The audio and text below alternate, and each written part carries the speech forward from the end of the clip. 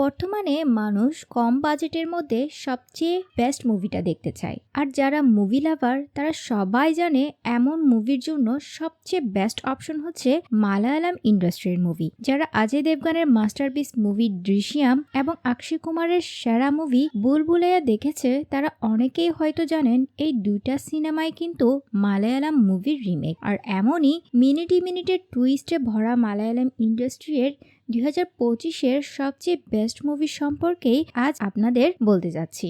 এমন একটা বাচ্চা যে 10 বছর বয়সেই কোন বই কিভাবে রাখতে হবে, কোন জায়গায় রাখলে বই রিডারদেরকে অ্যাট্রাক্ট করবে সবকিছুই বুঝে। এমন একটা ব্যক্তি যে মলে ক্যামেরা লুকিয়ে রেখে মেয়েদের গোপন ভিডিও করত, কিন্তু একদিন সেই ব্যক্তিকে একজন অজ্ঞাত লোক অজানা কারণে আগুন লাগিয়ে মেরে ফেলে। আর সেই খুনিকে দেখে ফেলে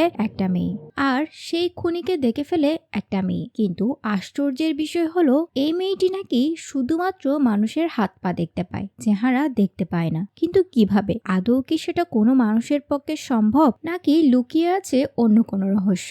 এরপর দেখা যায় একটা প্লেন যেখানে কয়েকশো যাত্রী একসাথে ভ্রমণ করছে, কিন্তু হঠাৎই সেই প্লেন রিডার থেকে গায়েব হয়ে যায়। শুনতে বিচ্ছিন্ন কাহিনী মনে হলেও এইসব কিছু কাহিনী একসাথে একটা আরেকটার সাথে ওতপ্রোতভাবে জড়িত। প্রায় শখানেক টুইস্টে ভরা সম্পূর্ণ মুভির কাহিনী জানতে চাইলে ভিডিও ডেসক্রিপশনে দেওয়া লিঙ্কে ক্লিক করে সম্পূর্ণ মুভির বাংলা এক্সপ্লেনেশন এক্ষুনি দেখে নিন।